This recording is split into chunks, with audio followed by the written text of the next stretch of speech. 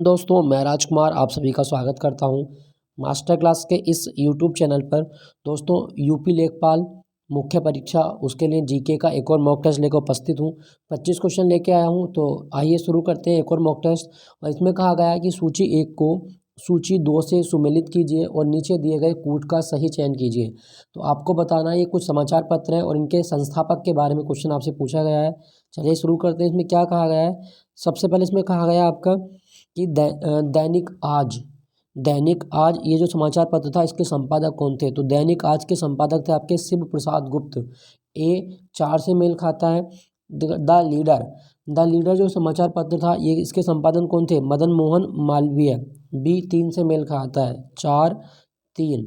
National Herald जो समाचार पत्र था भारत में किसने शुरू किया था? तो जवाहरलाल नेहरू के द्वारा शुरू किया गया है। द पाइनियर जो होता है ये जॉर्ज एलन के द्वारा शुरू किया गया था। तो इसका कोड बनता है आपका 4 3 1 2, अर्थात ऑप्शन पहला ही इसमें सही है। 4 3 1 2। आप इन लीडर को आज याद रखेंगे, लीडर कई एग्जाम में आ चुका है। तो लीडर के संपादक कौन थे? मदन मोहन मालवीय थे। चलिए दोस्तों अगले क्वेश्चन की ओर चलते हैं। क्वेश्चन संख्या 2 इसमें कहा गया है कि जब पीएच का मान 7 से 14 की ओर बढ़ता है तो यह क्या दर्शाता है? तो पीएच स्केल आप पढ़े होंगे। आपको बताना है कि जब 7 से 14 की ओर बढ़ रहा है तो क्या होगा? इसमें हाइड्रोनियम आयन की सांद्रता ज़्यादा होगी या हाइड्रोक्सिल? तो इसमें OH माइनस आयन की सांद्रता ज़्यादा होती है। ठीक है दोस्तों, आप याद रखेंगे जब भी 7 से 14 की ओर बढ़ेंगे तो ये क्षारीय होगा। और इसमें कौन सी सांद्रता बढ़ेगी? इसमें OH माइनस आयन की सांद्रता बढ़ जाती है। और एक चीज़ और याद रखिए, जो आशुद्ध जल होता है, जो आशुद्ध जल है इसका पीएच मान कितना है? तो आशुद्ध जल का पीएच मान होता है आपका 7। आशुद्ध जल इसका पीएच मान होता है आपका 7। और एक चीज़ आपसे और पूछी जाती है, रक्त का पीएच मान कितना होता है? तो रक्त का पीएच मान होता है आपका 7.4। 7.4 जब मानव का रक्त होता है वो हल्का क्षारीय होता है। चलिए अगले क्वेश्चन की ओर चलते हैं। संविधान के किस संशोधन ने लोकसभा के सदस्यों की संख्या 525 से बढ़ाकर 545 कर दी है? तो संविधान में जो कौन सा संशोधन ऐसा हुआ जिसमें लोकसभा के सदस्यों की संख्या बढ़ा दी गई और वर्तमान में कितनी हो गई? 545। तो सही जवाब होगा आपका ऑप्शन ए। 31वां संविधान संशोधन के द्वारा लोकसभा की सदस्यों की संख्या बढ़ाई गई थी। ठीक है दोस्तों, एक चीज़ और याद रखिएगा कि 2019 में 104वां संविधान संशोधन विधेयक लाया गया। 104वां संविधान संशोधन अधिनियम 2019। इसमें क्या हुआ है कि भारत से अब लोकसभा में जो एंग्लो इंडियन या विधानसभाओं में जो एंग्लो इंडियन थे इनकी समाप्ति कर दी गई है। ये इंपॉर्टेंट है, आप याद रखें। तो 104वां संविधान संशोधन अधिनियम 2019 के द्वारा एंग्लो इंडियन समुदाय की जो नियुक्ति की जाती थी लोकसभा और विधानसभा, ये अब खत्म कर दी गई है। ठीक है दोस्तों, और इसी 104वें संविधान संशोधन अधिनियम के द्वारा SC और ST के लिए जो आरक्षण की समय सीमा थी वो 2030 तक बढ़ा दी है। SC और ST की आरक्षण सीमा 2030। ठीक है दोस्तों, यहाँ पे ऑप्शन में लिखा गया आपका 42वां संविधान संशोधन, तो ये 1976 में किया गया और इसे मिनी संविधान भी कहा जाता है। और 42वें संविधान संशोधन के द्वारा भारत में संविधान में स्वर्ण सिंह समिति की सिफारिश पर मौलिक कर्तव्य जोड़े गए थे। मौलिक कर्तव्य और भारत की जो संविधान की प्रस्तावना है उसमें भी संशोधन इसी अधिनियम के द्वारा किया गया था। 42वां संविधान संशोधन अधिनियम 1976। ठीक है दोस्तों, चलिए अगले क्वेश्चन की ओर चलते हैं। इसमें क्या कहा गया? टोक्यो ओलंपिक में किस देश के खिलाड़ी यांग क्यान ने अपना पहला स्वर्ण पदक जीता था? तो टोक्यो ओलंपिक जो 2020 जापान में खेले गए थे, इसमें पहला पदक किसने जीता था? सही जवाब होगा आपका ऑप्शन यांग क्यान। और ये कहाँ की नहीं? ये चीन की है। अच्छा, टोक्यो ओलंपिक के बारे में एक चीज़ याद रखें, ओलंपिक का आयोजन कितने दिन तक होता है? तो 16 दिन तक होता है ओलंपिक खेलों का आयोजन। और भारत ने कौन से ओलंपिक में सबसे पहली बार भाग लिया था? तो पेरिस ओलंपिक 1900 के पेरिस ओलंपिक में भारत ने सबसे पहली बार भाग लिया। और 2020-21 का जो ओलंपिक खेला गया टोक्यो में, इसमें भारत ने कितने पदक जीते थे? 1 2 का 4, 1 + 2 + 4 टोटल पदक भारत ने 7 पदक जीते थे। और 7 पदक के साथ में भारत ने कौन सी रैंक हासिल की थी? 48वीं रैंक। भारत को एकमात्र स्वर्ण पदक मिला था नीरज चोपड़ा के द्वारा। नीरज चोपड़ा जो भाला फेंक में हमने जीता था, ये आप याद रखेंगे। और 41 सालों के बाद भारत की हॉकी टीम ने कांस्य पदक भी जीता था जर्मनी को हराकर। ओलंपिक दिवस कब होता है? तो ओलंपिक दिवस 23 जून को होता है, ये भी आप याद रखिएगा।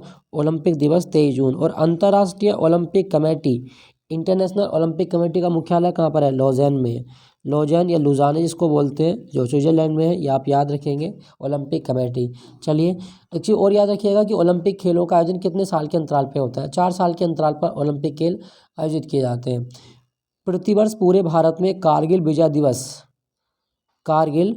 दिवस कब मनाया जाता है? दोस्तों एक चीज़ याद रखिएगा कि कारगिल जो है, कारगिल का युद्ध 3 मई 1999 से शुरू हुआ और ये 26 जुलाई 1999 पे जाके क्या हुआ था? ख़त्म हुआ था। और हमने कारगिल युद्ध में पाकिस्तान की सेना को हरा दिया था और इसीलिए प्रतिवर्ष 26 जुलाई को क्या मनाया जाता है? कारगिल विजय दिवस मनाया जाता है। सही जवाब होगा आपका ऑप्शन ए 26 जुलाई। समय सीमा याद रखेंगे 3 मई 1999, 26 जुलाई 1999। क्या आपको पता है कि भारत की जो सेनाएं थी इन्होंने क्या क्या ऑपरेशन चलाए थे? तो जैसे आपसे पूछा जाए कि ऑपरेशन तलवार जो कारगिल युद्ध के दौरान चलाया गया, किसने संचालित किया था? तो भारत की नौसेना ने ऑपरेशन तलवार का संचालन किया था। ये आप याद रखें। इंडियन नेवी का जो ऑपरेशन था कारगिल युद्ध में वो था ऑपरेशन तलवार। ऑपरेशन सफ़ेद सागर ये भी एक ऑपरेशन था और ये किसके द्वारा कंडक्ट किया गया था? भारत की एयरफोर्स के द्वारा कंडक्ट किया गया था, एयरफोर्स। एक ऑपरेशन और याद रखेंगे, ऑपरेशन विजय। तो भारत की जो थल सेना है उसने कारगिल युद्ध में कौन सा ऑपरेशन चलाया था? ऑपरेशन विजय चलाया था। ठीक है दोस्तों। और कारगिल युद्ध किस देश के साथ लड़ा था? तो जवाब होगा पाकिस्तान की सेना के साथ लड़ा था। एक चीज़ और याद रखिएगा कि कारगिल युद्ध के दौरान भारत का प्रधानमंत्री कौन था? अटल बिहारी वाजपेयी। और भारत के रक्षा मंत्री थे जॉन फर्नांडिस। ये आप याद रखिएगा, ये एग्जाम में आ चुका है तो आपसे पूछा जा सकता है जॉन फर्नांडिस के बारे में। और एक चीज़ मैं आपको और बता दूं कि जो कारगिल रेंज है ये हिमालय की कौन सी श्रेणी का हिस्सा है? तो ये जांस्कर की श्रेणी का हिस्सा है, जांस्कर श्रेणी, ये भी आप याद रखिएगा। और कारगिल जो है ये वर्तमान में लद्दाख के क्षेत्र में आता है। ठीक है दोस्तों। और जांस्कर में भी ये ट्रांस हिमालय का पार्ट बनता है, ट्रांस हिमालय, ये भी आप याद रखिएगा। कारगिल जो है जांस्कर श्रेणी का भाग है। चलिए अगले क्वेश्चन की ओर चलते हैं। इसमें कहा गया है कि जोजिला दर्रा किसको जोड़ता है? जोजिला दर्रा किसको जोड़ता है? तो सही जवाब होगा आपका 6 का, इसका सही जवाब होगा आपका ऑप्शन सी, लेह को श्रीनगर से जोड़ता है जोजिला दर्रा। ये आप याद रखें, बहुत इंपॉर्टेंट दर्रा है, ये आपसे पूछा जाता है। अच्छा एक दर्रा आपको और याद रखना है, उमलिंगला दर्रा, दुनिया का सबसे ऊंचा मोटरेबल दर्रा जहाँ पे मोटर गाड़ी चलाई जा सकती है, उमलिंगला दर्रा है। इसको गिनीज वर्ल्ड रिकॉर्ड मिला है और ये लद्दाख में स्थित है, उमलिंगला दर्रा लद्दाख। ठीक है दोस्तों। एक दर्रा और याद रखेंगे, बनिहाल दर्रा, कश्मीर को शेष भारत से मिलाने वाला दर्रा कौन सा है? बनिहाल दर्रा। ये भी आपके एग्जाम में बहुत आता है, बनिहाल दर्रा। ये कश्मीर को किससे मिलाता है? कश्मीर को शेष भारत से मिलाता है, इंडिया से जोड़ता है। एक दर्रा और याद रखें, रोहतांग दर्रा, रोहतांग दर्रा जो हिमाचल प्रदेश में है और इसी दर्रे में एक सुरंग बनी है जिसका नाम है अटल सुरंग। रोहतांग दर्रा हिमाचल प्रदेश, अटल सुरंग इसी दर्रे में बनाई गई है। ठीक है दोस्तों। चलिए अगले क्वेश्चन की ओर चलते हैं। अगला क्वेश्चन संख्या 7, प्रसिद्ध कहानीकार उपन्यासकार धनपत राय को निम्न में से किस नाम से जाना जाता है? दोस्तों धनपत राय जो नाम था ये मुंशी प्रेमचंद का वास्तविक नाम है। Option C is the right answer, Munshi Premchand. ठीक है दोस्तों। मुंशी प्रेमचंद का जन्म 1880 में वाराणसी के गांव में हुआ था, लम्ही गांव में, लम्ही गांव जो कि बनारस में है। ये आप याद रखेंगे, यूपी जीके से क्वेश्चन आ सकता है। और इन्हें उपन्यास सम्राट की उपाधि भी दी गई है, उपन्यास सम्राट। हिंदी में उपन्यास सम्राट के नाम से किसे जाना गया है? तो मुंशी प्रेमचंद को जाना जाता है। मुंशी प्रेमचंद का सबसे पहला उपन्यास भी आपको याद रखना है, कौन सा था? तो सेवा सदन था, सेवा सदन ये मुंशी प्रेमचंद का सबसे पहला उपन्यास था। ये कब प्रकाशित हुआ? तो 1919 में प्रकाशित हुआ था। और मुंशी प्रेमचंद का एक ऐसा उपन्यास भी है जो अपूर्ण है, वो है आपका मंगलसूत्र। ये आप याद रखिएगा, मंगलसूत्र मुंशी प्रेमचंद का सबसे लेटेस्ट उपन्यास था और ये अपूर्ण माना जाता है, इसकी रचना ये पूरी नहीं कर पाए थे। और आप एक चीज़ और याद रखिएगा कि मुंशी प्रेमचंद ने वर्ष 1936 में अखिल भारतीय प्रगतिशील लेखक संघ की स्थापना भी की थी, प्रगतिशील लेखक संघ। प्रगतिशील लेखक संघ की स्थापना कब की थी? जवाब होगा 1936 में मुंशी प्रेमचंद के द्वारा। मुंशी प्रेमचंद की कुछ कहानी है, जैसे आपसे पंच परमेश्वर, ईदगाह पूछी जाती है, पूस की रात, बड़े घर की बेटी, बेटों वाली विधवा, ये कुछ कहानी है जो आपको याद रखनी है। ठीक है दोस्तों, चलिए अगले क्वेश्चन की ओर। धनपत राय याद रखेंगे। अच्छा, फिराक गोरखपुरी के बारे में एक चीज़ याद रखिएगा, यहाँ से क्वेश्चन आता है आपसे, फिराक गोरखपुरी, इनका वास्तविक नाम क्या है? रघुपति सहाय। रघुपति सहाय फिराक गोरखपुरी का वास्तविक नाम है ये, रघुपति सहाय। और हिंदी पुनर्जागरण का जनक किसे माना गया? भारतेंदु हरिश्चंद्र को माना जाता है। ये भी आपको याद रखना है, हिंदी पुनर्जागरण का अग्रदूत। नेक्स्ट आपका क्वेश्चन संख्या 8, निम्नलिखित में से कौन सा कंप्यूटर डिवाइस इनपुट डिवाइस नहीं है? तो कीबोर्ड, स्कैनर और माउस ये इनपुट डिवाइस होते हैं, जबकि मॉनिटर एक आउटपुट डिवाइस है, ये जो है इनपुट डिवाइस नहीं होता है। चलिए दोस्तों, क्वेश्चन संख्या 9, इसमें कहा गया है कि आर्ट ऑफ लिविंग के संस्थापक कौन है? आर्ट ऑफ लिविंग के संस्थापक कौन है? क्वेश्चन संख्या 9 का सही जवाब होगा आपका ऑप्शन सी, श्री श्री रविशंकर। श्री श्री रविशंकर। दोस्तों, आर्ट ऑफ लिविंग जो है ये एक आध्यात्मिक एनजीओ है और इसकी स्थापना वर्ष 1981 में श्री श्री रविशंकर गुरु के द्वारा की गई और इसका मुख्यालय कहाँ पर है? तो बेंगलोर में है। बेंगलोर, जिसे भारत की सिलिकॉन वैली भी कहा जाता है, ये भी आप याद रखिएगा। और बेंगलोर में भारतीय विज्ञान संस्थान भी स्थित है, इसरो का मुख्यालय भी स्थित है, इसीलिए इसे अंतरिक्ष नगरी और विज्ञान नगरी दोनों नामों से जाना जाता है। तो आप याद रखें, आर्ट ऑफ लिविंग का संस्थापक श्री श्री रविशंकर, 1981। चलिए अगले क्वेश्चन की ओर चलते हैं। इसमें कहा जाता है कि उत्तर प्रदेश में सस्य जलवायु क्षेत्रों की संख्या कितनी है? तो उत्तर प्रदेश में एग्रो क्लाइमेटिक जोन कितने हैं? सही जवाब होगा आपका ऑप्शन सी 9 कृषि जलवायु क्षेत्र पाए जाते हैं उत्तर प्रदेश में। अगर आपसे पूछा जाता है कि भारत में कृषि जलवायु क्षेत्रों की संख्या कितनी है, तो भारत में कृषि जलवायु की क्षेत्र संख्या है आपकी 15, ये आप याद रखिएगा। और एक चीज़ और याद रखिए कि यूपी का एरिया कितना है, तो 240,928। यूपी का एरिया 240,928 वर्ग किलोमीटर, 240,928 वर्ग किलोमीटर। और उत्तर प्रदेश का जो एरिया है ये कुल भारत का कितना परसेंटेज है? अगर आपसे पूछा जाए कि 2,40,928 वर्ग किलोमीटर उत्तर प्रदेश का जो एरिया है, तो ये संपूर्ण भारत का 7.33 भाग कवर करता है, आप याद रखें। और उत्तर प्रदेश कुल खाद्यान्न के मामले में भारत का प्रथम राज्य है, ये भी आप याद रखेंगे।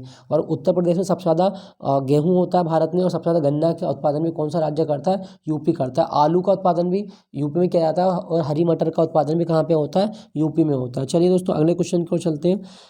भारत में पहली बार लोक सेवा आयोग की स्थापना, पब्लिक सर्विस कमीशन की स्थापना किस अधिनियम से हुई थी?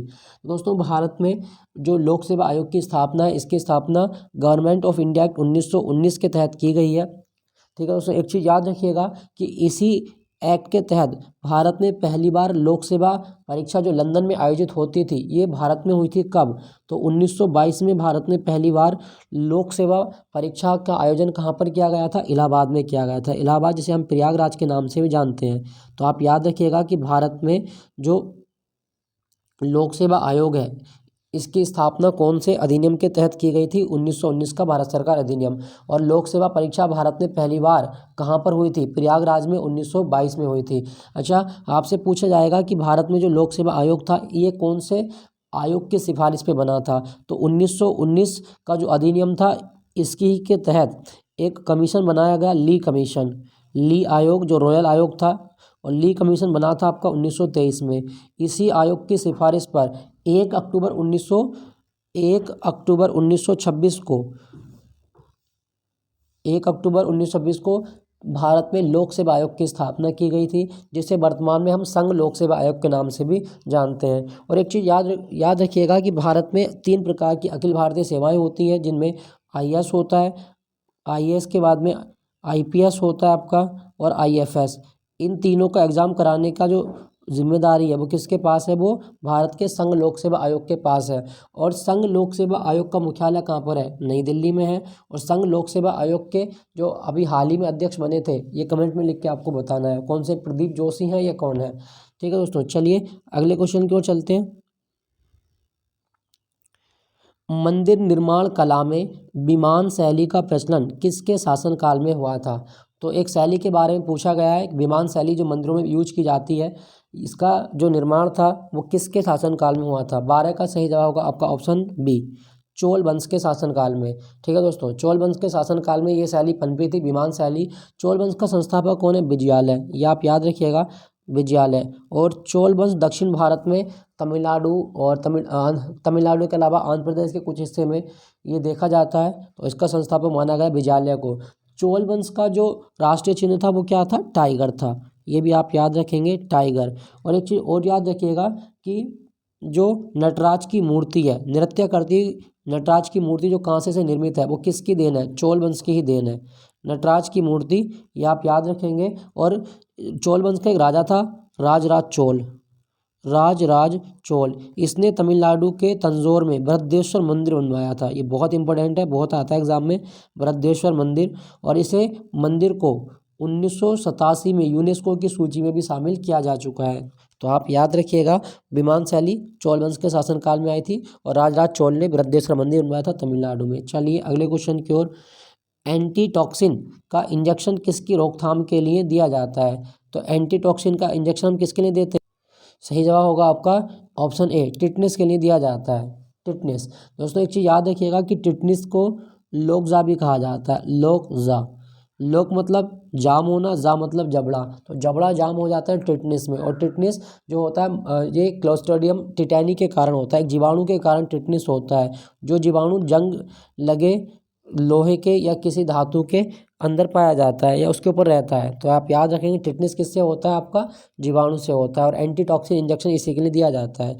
एक इंजेक्शन आपसे और पूछा जाता है, एक वैक्सीन, और वो पूछता है डीपीटी, डीपीटी की वैक्सीन। तो डिप्थीरिया, परट्यूसिस और टिटनेस, डिप्थीरिया, परट्यूसिस और टिटनेस के लिए ये ट्रिपल एंटीजन दिया जाता है, ये आप याद रखिएगा। और एक चीज़ आपको और बता दूं कि वैक्सीन शब्द किस भाषा का शब्द है?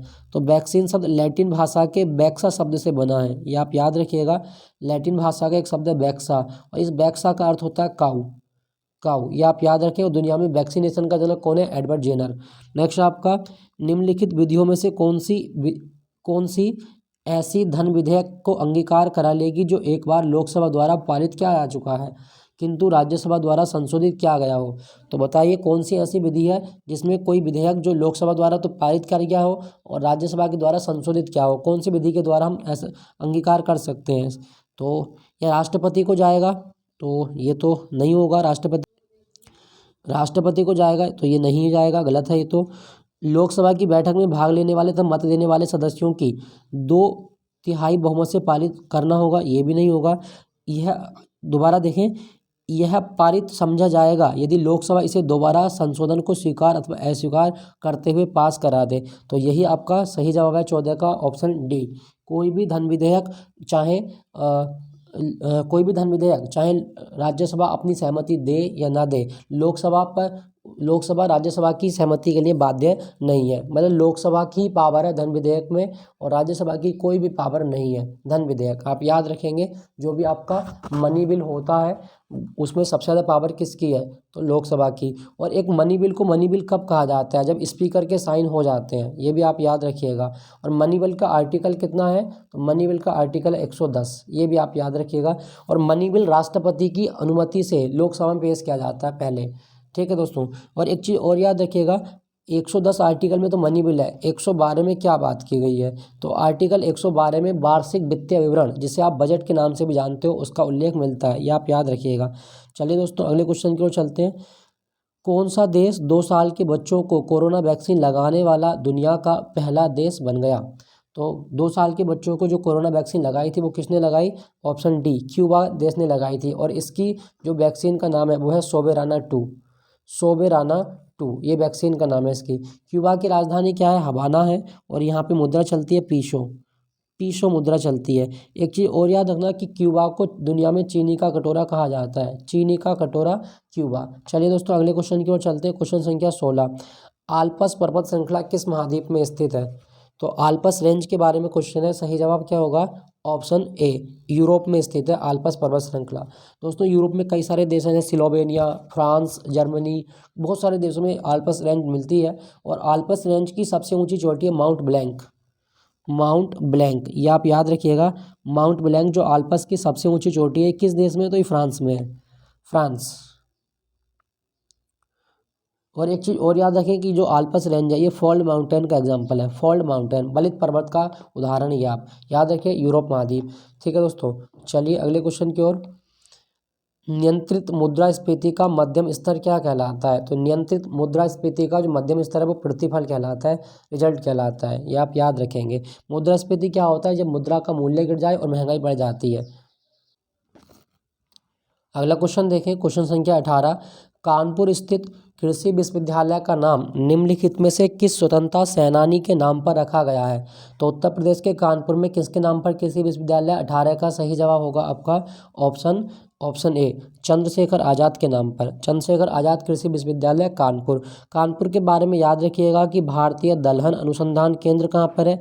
कानपुर में है। और भारत में चीनी अनुसंधान केंद्र भी कहाँ पर है? कानपुर में है। और कानपुर के बारे में एक चीज़ और याद रखिए कि जो कानपुर है वहाँ पर एक जगह है बिठूर।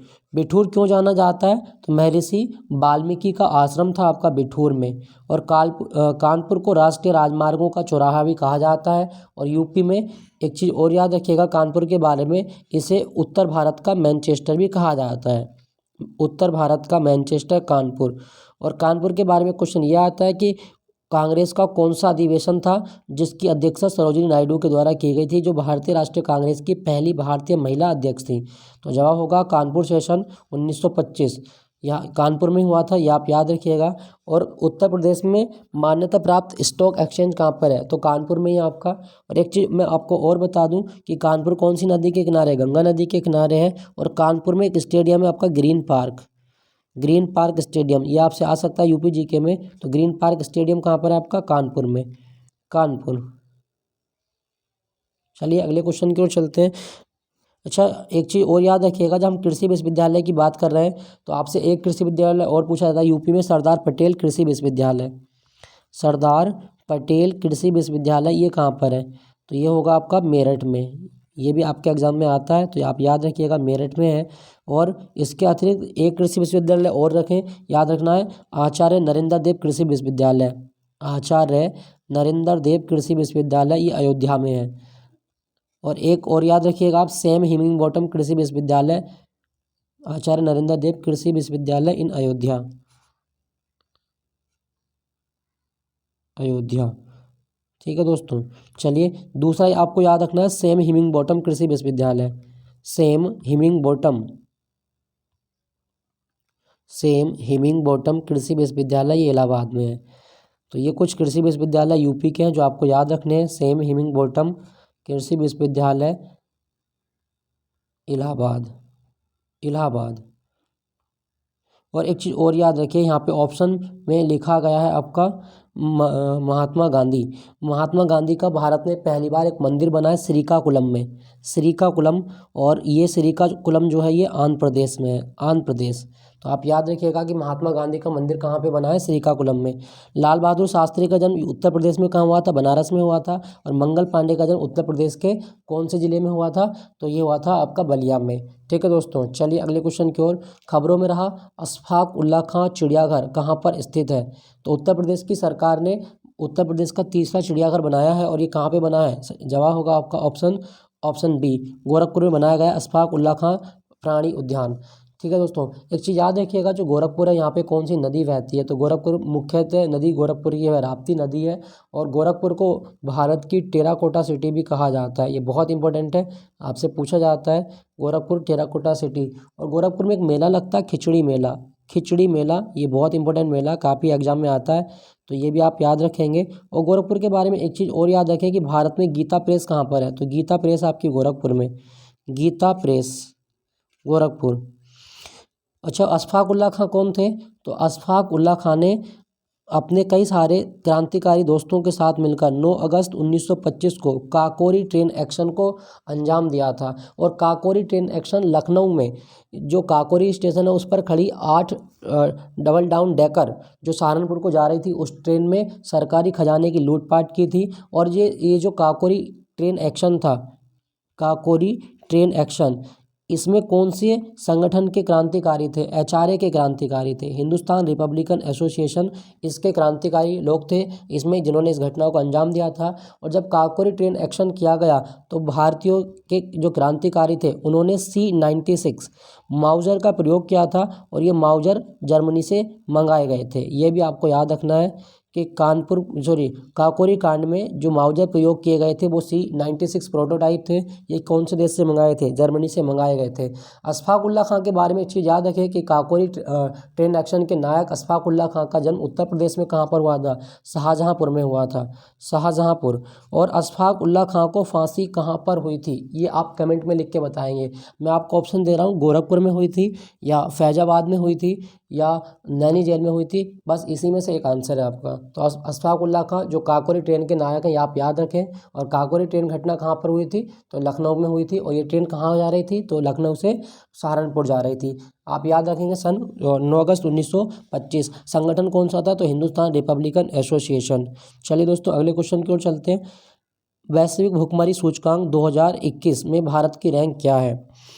वैश्विक भुखमरी सूचकांक तो 2021 में जो आपका हंगर इंडेक्स आया था, इसमें रैंक क्या थी? भारत की रैंक थी आपकी 131। आप याद रखें 131 रैंक थी। ठीक है दोस्तों, मेरे बाबू ने थाना थाया, इसी तरह की चीज़ें सुनते होंगे आप। ओके, याद रखिएगा 131। ठीक है दोस्तों, चलिए अगले क्वेश्चन। अच्छा, एक चीज़ और याद रखिएगा कि संयुक्त राष्ट्र संघ ने 2030 तक जीरो हंगर का टारगेट भी डिसाइड किया है। जीरो हंगर मतलब भुखमरी को खत्म करने का संयुक्त राष्ट्र संघ का टारगेट कब है? तो 2030 तक है। नेक्स्ट आपका निम्नलिखित में से कौन सा कथन असत्य है? 21 का सही बताना है आपको। सेबी की स्थापना 1998 में हुई तथा अधिनियम इसको 1992 में किया गया, ये तो सही है आपका।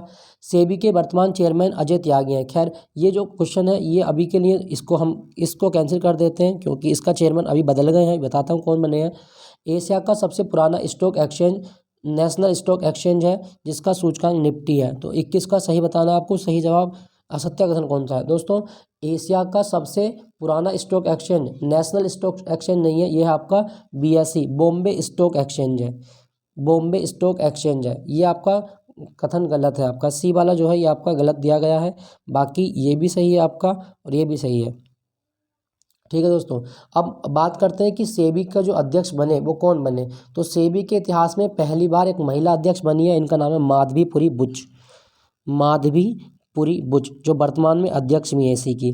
तो सेबी की पहली महिला अध्यक्ष याद रखना माधवीपुरी बुच है, ये आप याद रखेंगे। अच्छा, एक क्वेश्चन आप बताइए कि भारत की कंपनी अगर किसी विदेश से पैसा जुटाएं या अपनी कंपनियां या किस बॉन्ड को इश्यू करके पैसा जुटा सकती हैं।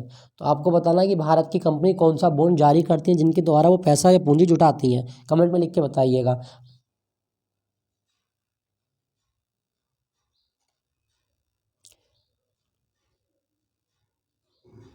नेक्स्ट देखें अगला क्वेश्चन। किस राज्य या केंद्र शासित प्रदेश को हाल ही में लौंग के लिए GI टैग प्राप्त हुआ है? तो किस राज्य की लौंग को GI टैग मिला? अगर आपसे पूछा जाए तो आपको याद रखना है कि ये जो लौंग को GI टैग मिला ये कन्याकुमारी की लौंग थी, कन्याकुमारी। और कन्याकुमारी का किस राज्य में आपका? तो तमिलनाडु में। तो आप याद रखें 22 का सही जवाब होगा ऑप्शन सी, तमिलनाडु में जो कन्याकुमारी है इसकी लौंग को GI टैग मिल चुका है। दोस्तों एक चीज़ याद रखिएगा कि लौंग को खाने से दांत का दर्द दूर हो जाता है। तो लौंग में ऐसा कौन सा घटक होता है? तो लौंग में जो घटक पाया जाता है उसे बोलते हैं यूजेनॉल। यूजेनॉल, इसको कुछ किताबें यूजेबॉल भी लिखा जाता है। तो आप याद रखेंगे कि लौंग के तेल में कौन सा घटक होता है? यूजेनॉल होता है। और एक चीज़ मैं और बता दूं, हम GI टैग की बात कर रहे हैं तो भारत में GI टैग अधिनियम कब लाया गया? 1999 में GI टैग एक्ट आया गया। और इसी एक्ट के तहत वर्ष 2004 में भारत में पहली बार दार्जिलिंग की चाय जो कि पश्चिम बंगाल राज्य से आई थी, और दार्जिलिंग की चाय को क्या मिला? GI टैग मिला था। ये आप याद रखें कि भारत में पहला उत्पाद जिसे GI टैग मिला वो कौन सा था? दार्जिलिंग की चाय थी। GI टैग का आदर्श वाक्य क्या है? अतुल्य भारत की अमूल्य निधि। ये बहुत इंपॉर्टेंट टैगलाइन है, अतुल्य भारत की अमूल्य निधि। अतुल्य भारत की अमूल्य निधि, ये GI टैग का आदर्श वाक्य है, आप याद रखिएगा। ठीक है दोस्तों। और जीआई टैग के बारे में एक चीज़ और याद रखना, यूपी में हाल ही में जीआई टैग किसे मिला, तो एक तो चुनार का बलुआ पत्थर, उसको जीआई टैग मिला जो मिर्ज़ापुर का है, और दूसरा बागपत का आम है रटोला आम, इसको भी हाल में जीआई टैग दिया गया था। ठीक है दोस्तों। तो लौंग याद रखेंगे, लौंग जो है ये तमिलनाडु की थी। लौंग किसका उदाहरण है, लौंग पुष्पकलिका का उदाहरण है। पौधे के किस भाग से लौंग प्राप्त होती है, पुष्पकलिका से प्राप्त होती है। अच्छा, कमेंट में लिख के बताइएगा कि लौंग का द्वीप किसे कहा जाता है, तंजानिया में वो कौन सी जगह है जिसे लौंग का द्वीप कहा जाता है, ये कमेंट में आपको बताना है। नेक्स्ट आपका बृहदेश्वर मंदिर कहाँ पर स्थित है, तो दोस्तों बृहदेश्वर मंदिर ये चोल शासकों द्वारा बनवाया गया था और ये तंजौर में स्थित है, तमिलनाडु में। 23 का सही जवाब होगा ऑप्शन डी। और किसने बनवाया था, राजराज चोल ने, ये भी आपको याद रखना है। राजराज चोल के द्वारा तंजौर का बृहदेश्वर मंदिर बनवाया गया और यह दुनिया की पहली इमारत थी जो ग्रेनाइट पत्थर से बनवाई गई थी, ये भी आपको याद रखना है। दुनिया में बनने वाली पहली इमारत जो ग्रेनाइट पत्थर से बनी, तंजौर का बृहदेश्वर मंदिर, तमिलनाडु में स्थित है, आप याद रखें, चोल शासकों की देन है ये। नेक्स्ट आपका निम्नलिखित में से किस अंग को सभी ट्रेडों का जैक कहा जाता है, सभी ट्रेडों का जैक किसे बोला जाता है, तो यह है आपका स्किन, त्वचा। त्वचा को सभी ट्रेडों का जैक कहा जाता है। दोस्तों एक चीज़ याद रखिएगा कि त्वचा मानव शरीर का सबसे बड़ा ऑर्गन मानी जाती है और त्वचा का अध्ययन क्या होता है, डर्मेटोलॉजी। डर्मेटोलॉजी ये त्वचा का अध्ययन कहलाता है, डर्मेटोलॉजी। क्या बता सकते हैं कि त्वचा की सबसे बाहरी परत क्या कहलाती है, तो त्वचा की सबसे बाहरी परत को एपिडर्मिस कहा जाता है, एपिडर्मिस। अगर आपके एग्जाम में आता है कि त्वचा की सबसे बाहरी परत कौन सी है, एपिडर्मिस है। ठीक है दोस्तों। और एक चीज़ मैं आपको और बता दूं कि जो हमारी त्वचा होती है इसमें कौन सा घटक होता है, फास्फोलिपिड होता है, फास्फोलिपिड। फास्फोलिपिड, फास्फो मतलब क्या, फास्फोरस, और लिपिड मतलब क्या, वसा, फैट। तो ये इससे बनी होती है फास्फोलिपिड। त्वचा की सबसे बाहरी परत याद रखें एपिडर्मिस होता है। चलिए अगले क्वेश्चन की ओर चलते हैं। 2011 की जनगणना के अनुसार न्यूनतम जनसंख्या घनत्व वाला राज्य कौन सा है, तो 2011 की जनगणना भारत की 15वीं जनगणना थी, ये आप याद रखें पहले तो। और इसमें 29 विषय शामिल थे, ये भी आप याद रखेंगे। और जनगणना कराने का काम संघ का होता है, आर्टिकल 246 ए के तहत भारत सरकार जनगणना कराती है इस आर्टिकल के तहत। और सबसे न्यूनतम जनघनत्व वाला राज्य 2011 के अनुसार वो था आपका ऑप्शन सी, अरुणाचल प्रदेश। अरुणाचल प्रदेश में 1 वर्ग किलोमीटर में जो आबादी निवास करती है वो 17 व्यक्ति 1 वर्ग किलोमीटर में निवास करते हैं। ठीक है दोस्तों। अच्छा, सबसे ज़्यादा पूछ लेता तो सबसे ज़्यादा है आपका बिहार का, सबसे ज़्यादा जनघनत्व बिहार में है। और भारत का ओवरऑल जनघनत्व कितना है आपका, 382 व्यक्ति प्रति वर्ग किलोमीटर। 382 व्यक्ति प्रति वर्ग किलोमीटर ये भारत का जनघनत्व है। हम बात करें अरुणाचल प्रदेश की तो आपको याद रखना है अरुणाचल प्रदेश में इसका एक और नाम है नेफा, नेफा नाम है। और नेफा की फुल फॉर्म है north east frontier agency, I repeat, north east frontier agency. और अरुणाचल प्रदेश को भारत में उगते सूर्य की भूमि कहा जाता है। एक चीज़ और याद रखिएगा कि अरुणाचल प्रदेश में एक जगह है किबुथु, भारत का सबसे पूर्वी बिंदु किसे माना जाता है, अरुणाचल प्रदेश को माना जाता है। और अरुणाचल प्रदेश में कौन सा बिंदु है, किबुथु बिंदु है। एक चीज़ मैं आपको और बता दूं, अरुणाचल प्रदेश का जो नया साल है इसको हम लोसार बोलते हैं, बौद्धों का नया साल है। और अरुणाचल प्रदेश में पक्के पागा हॉर्नबिल, पक्के पागा हॉर्नबिल त्यौहार भी मनाया जाता है। और अरुणाचल प्रदेश का एक त्यौहार और याद रखेंगे आप, पक्के पागा हॉर्नबिल, वो त्यौहार है आपका ड्री फेस्टिवल। ड्री फेस्टिवल ये बहुत इंपॉर्टेंट है, कई बार एग्जाम में आता है। ड्री फेस्टिवल किस राज्य का है, तो अरुणाचल प्रदेश का। और अरुणाचल प्रदेश के बारे में एक चीज़ और याद रखें कि इसकी राजधानी ईटानगर है। और अरुणाचल प्रदेश में कमलांग टाइगर रिजर्व भी है, कमलांग टाइगर रिजर्व, ये भी आपको याद रखना है। कमलांग टाइगर रिजर्व कहाँ पर है, तो यह है आपका अरुणाचल प्रदेश में। अरुणाचल प्रदेश में एक टाइगर रिजर्व और याद रखें, पक्के टाइगर रिजर्व, पक्के टाइगर रिजर्व, ये भी आपको याद रखना है। और नामदफ, नामदफा नेशनल पार्क, ये भी कहाँ पर है, तो अरुणाचल प्रदेश में है, ये आप याद रखेंगे।